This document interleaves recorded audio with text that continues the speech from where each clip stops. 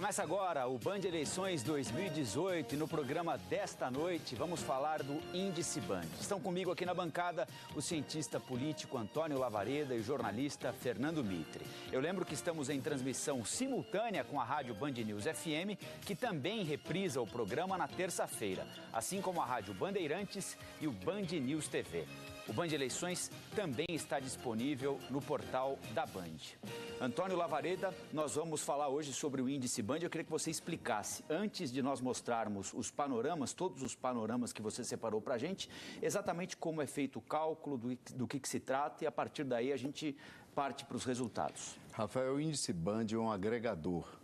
Agregadores são utilizados internacionalmente, sobretudo nos Estados Unidos, já há mais de uma década, e eles trazem uma média de todas as pesquisas registradas e divulgadas. A Band lançou o seu agregador, o Índice Band, já nas eleições presidenciais de 2014. E o índice apresentou uma taxa de acerto bastante elevada, sobretudo no segundo turno, quando a diferença entre os valores apontados pelo índice e o resultado obtido nas urnas foi de apenas 2 pontos percentuais. Então vamos dar uma olhadinha no primeiro cenário que nós preparamos. É um cenário o mais provável, sem o ex-presidente Lula. O Índice Band mostra as intenções de voto, o resumo das intenções de voto, sem a candidatura do ex-presidente Lula, com Fernando Haddad na condição de candidato do PT. O Índice Band mostra Jair Bolsonaro com 32, Marina com 20, Ciro com 13, Alckmin com 12 e Haddad, como candidato do PT, com 7%. Vamos dar uma olhadinha, Mitre e Lavareda, nesse primeiro cenário. O que é que chama a sua atenção aí, Lavareda? Rafael, no conjunto, primeiro lembrando que o espectador está assistindo aí, está vendo os votos válidos. Exatamente o índice já lançado nessa primeira apresentação e em toda a série, ele vai trabalhar com os votos válidos, porque é assim que o TSE trabalha, é assim que o espectador vai ver no dia da eleição a apuração. E o que chama atenção nesse primeiro momento, no conjunto, não só nessas candidaturas que já apareceram, mas nas demais, nós temos 13 candidatos, é a fragmentação. Para você ter uma ideia, Rafael, na eleição passada, de 2014, 3 candidatos, os 3 primeiros colocados, concentraram 97% dos votos. Agora, nesse ano, pelo menos nesse primeiro momento, para você obter os mesmos 97%, você precisa reunir as intenções de voto de 11 candidatos. É muita fragmentação, né? Mas aqui tem um ponto que precisa ficar claro. O Haddad já está como candidato do PT, mas ele ainda não é conhecido como candidato do PT. Então, ele está com 7%. Se há um candidato aqui que tem possibilidade de mudar a sua condição, é o Haddad, porque ele é pouco conhecido ainda e ainda o nome dele não é acompanhado pelo apoio do cabo eleitoral, né, que é o Lula. Então, essa expectativa aqui claramente permite números bem maiores em pouco tempo, né? Dificilmente, Mitre, o candidato Haddad deixará de crescer. Claro. Ou seja, ele está praticamente condenado, por assim dizer, a crescer. Lembrando que a candidata do PT em 2014, a ex-presidente Dilma, teve 42%. E agora estou arredondando, ela teve 41,5%, na verdade, 42%. Haddad não deverá atingir esse patamar, mas vai crescer. As pesquisas mostram que o candidato apoiado pelo presidente Lula, já no primeiro momento, ele dá um jump, dá um salto, chega a 13%, 14%, às vezes até 15%. 2 dígitos é praticamente garantido. É muito difícil, é quase impossível. E quem perde? Segundo as pesquisas, perdem pela ordem Marina em primeiro lugar e Ciro Gomes em segundo lugar. Depois, todos perdem um pouco, todos perdem residualmente. Bom, a gente tem um outro recorte bastante interessante, que é a análise feita a partir do sexo dos entrevistados. Primeiro, os homens. O Índice Band, o resultado do Índice Band, levando em consideração os votos válidos eleitores do sexo masculino. E aí, não é, Lavareda, fica evidente a vantagem do candidato Jair Bolsonaro na comparação com outros competidores. É aí que está boa parte da vantagem dele, né? O que impressiona é os 40% do Lavareda e os 14% da Marina. Quando eu digo que isso impressiona, é porque precisa depois comparar com os votos femininos. É verdade. Enquanto o Lavareda vai falando, a gente pode ir passando as outras páginas também para mostrar a posição dos outros candidatos. O Bolsonaro, Rafael, aparece com 8 pontos acima do que ele tem no total, sempre lembrando o total, que é 32 pontos, e a Marina aparece 6 pontos abaixo do que tem no total. Ciro Gomes aparece com o mesmo patamar, Geraldo Alckmin aparece um pouco abaixo. É o que chama a atenção. Lembrando que os homens são 48% do eleitorado. Pois é, mas aí nós vamos você vai chamar depois... A gente está terminando agora, essa é a última tela. O masculino está terminando, aí vai entrar o feminino. E a gente pode mostrar o feminino, porque aí a discrepância é evidente. Aí muda tudo, aí inverte. Aí o Bolsonaro ele tem uma rejeição entre as mulheres que é impressionante. E a Marina sobe para 27, quer dizer... A Marina sobe de 14 para 27, ela dobra. E aí já E o Bolsonaro cai para metade, ele vai para... 24, de 40 para 24. E nesse segmento, no segmento feminino, é onde a competição se dá de uma forma mais diferente do que ocorre no total, porque as posições se invertem. Por exemplo, a Marina, que é a segunda colocada no total, aparece em primeiro lugar. Geraldo Alckmin, que é o quarto colocado, aparece em terceiro lugar. E Álvaro Dias, que é o sexto colocado, aparece na quinta posição, substituindo Fernando Haddad. No segmento feminino, vale chamar a atenção, porque é o segmento com maior contingente de eleitores, são 52% que as mulheres representam. Também é um segmento que vai mudando suas intenções de voto e, às vezes, formulando-as de forma definitiva, só mais perto das vésperas da eleição. Influenciando uma boa parte da família também, né? As mulheres têm esse papel hoje, boa parte da família, e é onde a eleição, a competição hoje se mostra mais complexa. A corrida eleitoral entre as mulheres é bem mais diferenciada do que aquela corrida que transparece no total dos votantes. Quer dizer, uma atenção especial para as mulheres aí a partir do dia 31, quando começa o horário eleitoral. Porque nós estamos passando vai ter uma mexida nisso aí. As próximas telas, sempre levando em consideração o voto válido das mulheres, apenas eleitoras. Nesse nicho, que é a maior parte do eleitorado, lidera Marina Silva com 27% das intenções de voto contra 24% do Jair Bolsonaro. Isso cria que tipo de dificuldade para o candidato Jair Bolsonaro numa eventual disputa de segundo turno, por exemplo, Lavareda?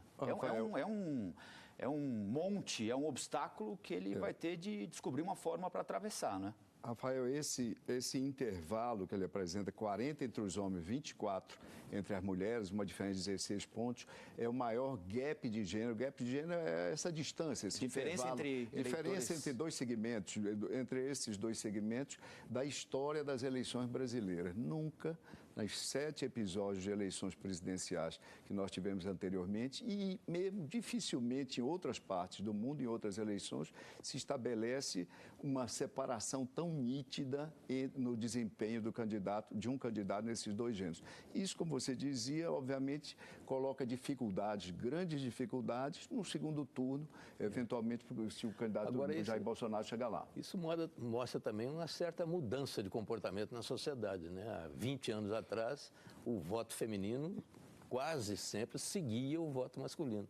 Isso acabou. Isso está acabando. O homem recomendava na casa, né? O melhor candidato é fulano. Hoje pode acontecer o contrário em algumas áreas. Bem lembrado, Mitre. Isso é também um sintoma, também um demonstrativo de como mudou a sociedade, sobretudo do ponto de vista da autonomização das mulheres. E principalmente porque nós temos aí números incríveis sobre as mulheres chefiando as famílias e sustentando as famílias. Isso tem mudado e crescido muito, né? Agora, há um questionamento que vai pairar sobre todos os levantamentos, que é a capacidade de transferência de votos do Lula para o ex-prefeito de São Paulo, ex-ministro da Educação, Fernando Haddad, não é, Lavareda? E pelo que você conseguiu levantar no índice Band, É possível imaginar que essa transferência se dê de maneira mais rápida e mais contundente em algum nicho do eleitorado? A mulher é mais suscetível a isso, ou o homem é mais suscetível a uma indicação, uma eventual indicação do ex-presidente Lula, um tom mais emocional num programa eleitoral de rádio e televisão do ex-presidente Lula preso, e aí o PT vai reforçar a prisão injusta, recomendando voto em determinado candidato, tentando lembrar bons momentos dos mandatos do ex-presidente. Onde é que esse enredo pode entrar com maior capilaridade? Rafael, os segmentos onde o ex-presidente Lula conta com o maior número de seguidores, admiradores, eleitores, são os segmentos de menor renda, menor escolaridade. Geograficamente, eles estão situados no Nordeste. Então, por exemplo, quando nós formos ver logo mais escolaridade... A gente tem esses recortes aqui. Escolaridade... Vamos começar a mostrar já, então? Só desculpa te interromper, Lavareda. Vamos começar mostrando, olha, o nível de escolaridade fundamental, votos válidos também, sempre aí sexo masculino e feminino. E aí você veja, nesse segmento, por exemplo, o Fernando Haddad aparece com 5%, está ali na 5ª posição. É praticamente impossível que ele permaneça naquela posição. Ele vai avançar bastante. A maior prejudicada vai ser a candidata Marina Silva. Nós vamos precisar testar o nível de resiliência dela, né? Lembrando que no total da pesquisa, ela aparece com 20%, no total da pesquisa, melhor dizendo, no total do índice, que o índice é a pesquisa das pesquisas. Ela aparece com 20%, ela teve em 2014 21%. Para Marina Silva, essa campanha, na verdade, é um grande teste de resiliência, se ela consegue se aguentar aí. Mas, por exemplo, no fundamental, dificilmente ela vai manter esse patamar e Fernando Haddad deve avançar. O Ciro aí vale também... a pena, viu, Rafael, vale a pena lembrar a última eleição. 2 semanas antes do dia da votação, a Marina tinha 37%. 2 semanas antes. E o Aécio tinha 14%. 2 semanas antes.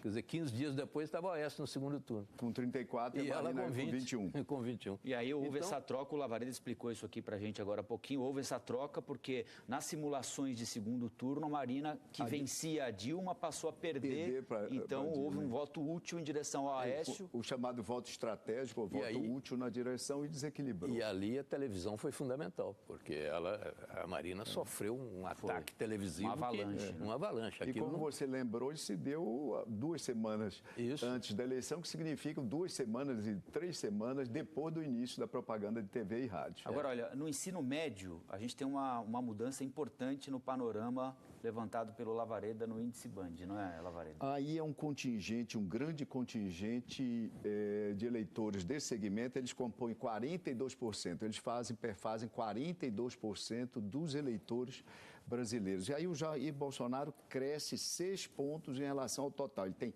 32 no total e passa a ter 38 nesse segmento. A Marina se mantém nesse mesmo patamar. Ciro Gomes e Geraldo Alckmin empatam. E Álvaro Dias ultrapassa Fernando Haddad nesse segmento, como eu disse, momentaneamente no ensino médio. É que o nome do Lula ainda não se uniu ao nome do Haddad. É importante lembrar, Rafael, que nesse segmento de formação de escolaridade e ensino médio, o Jair Bolsonaro realiza 50% do seu apoio eleitoral. 50% dos seus votos são representados apenas nesse segmento.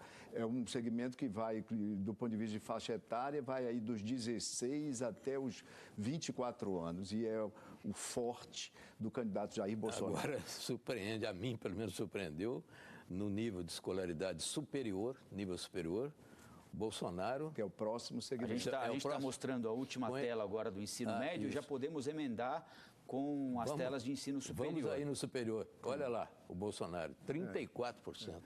Embora seja próximo ao total, né, Mito? São 2 pontos a mais do que ele tem no total. Mas a Marina cai muito aí, A Marina cai bastante, cai 8 pontos, vai para a 3ª colocação. O que eu chamo a atenção é que em cada segmento desse é como se fosse uma corrida eleitoral diferente. Exatamente. Ou seja, e isso é importante para orientar as estratégias dos diversos candidatos, porque eles têm estratégia para cada um desses segmentos. E nesse caso, nesse segmento superior, o Haddad já tem 10%, quer dizer, a informação já chegou lá, já está começando a chegar mais intensamente. E ele tem 3 pontos a mais do que no total dos votantes, onde ele teria 7 pontos percentuais. Agora, Lavareda, de todos os recortes que nós mostramos até agora aqui, é difícil encontrar um deles que tenha algum sinal positivo para o candidato do PSDB, Geraldo Alckmin, né?